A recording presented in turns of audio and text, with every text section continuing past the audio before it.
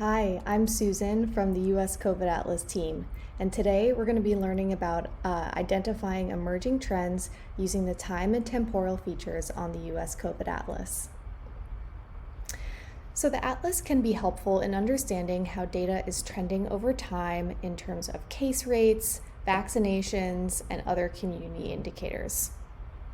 In particular, the Atlas's line chart can be very helpful in helping us understand the level of risk in our communities. You can find the line chart with this icon on the main map navigation panel on the left-hand side, clicking it to turn it on and off. And when you turn it on, it'll pop up in the right-hand side of your screen. You can move it using the icon in the upper left, and you can make it bigger or smaller using the arrows in the bottom right. So within the line chart, this shows national trends to start. Here, the yellow line represents the 7-day average of total confirmed COVID cases. The white line up here represents the total or cumulative number of cases that the country has seen overall. Hovering over the chart shows you information for that particular date. Say, for example, you're interested in when this spike started in January of 2022, earlier this year, you can hover over and see that exact date as well as seeing the months at the bottom. So the yellow line falls, of course, when there are fewer cases than the previous day, and it'll rise when there are more cases than the previous day.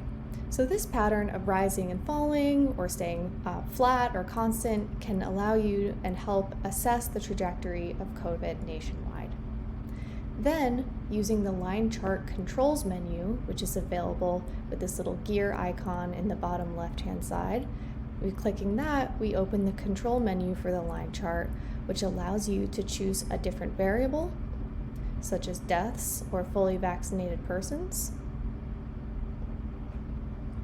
Let's move that so we can see that a little more clearly. But we can see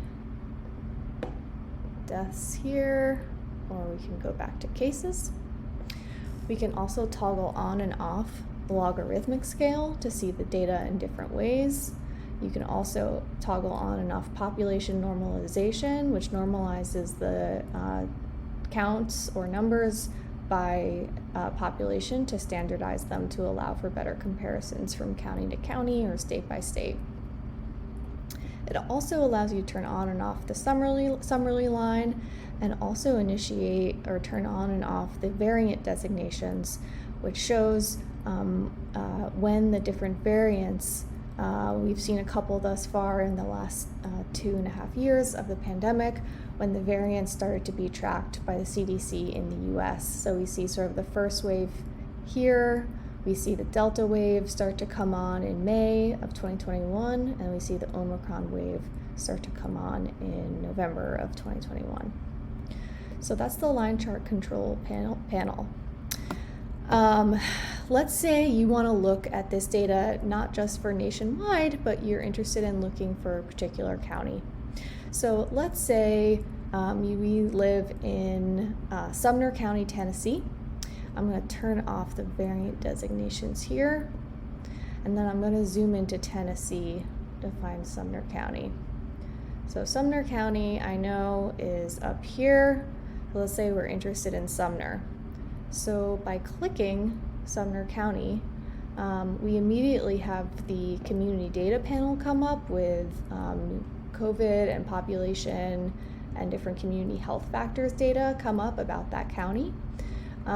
We also see that the line chart changed, and we're now seeing, instead of nationwide data, we're seeing data for specifically Sumner County, Tennessee. I'm going to adjust the map a little here so we can just see the county. So we're looking at Sumner County, Tennessee. Same color lines as before. The yellow line shows the 7-day average for Sumner County, and the white line shows the cumulative trend line just for that county. Now we can also click to identify multiple counties. Let's say you're interested in what's going on in your surrounding region. So by using Control-click with your mouse, you can select multiple counties here. So I selected Sumner, Wilson, and Trousdale County, and we see that reflected on the line chart as well. So you have Sumner in green, Wilson in yellow, and Trousdale in purple. So let's get a little bit of a bigger view of what's going on here. We see the Trousdale line a little lower, but maybe we can look at this in log scale to get a better view of the data. And indeed, log scale does show that Wilson and Sumner tend to be tracking very closely throughout the pandemic, but Trousdale is seeing lower rates kind of throughout the last 2 years. So that might be an interesting fact to look into in that county if there's data reporting or data collection or just different health trends emerging in that county. So with that, this is a really powerful tool that we can use to understand how data shows how things are changing or staying the same, getting better, getting worse as the pandemic continues to evolve and change in the US. So if you want to learn more about this and understanding other changes over time with the US COVID Atlas, you can visit uscovidatlas.org/learn.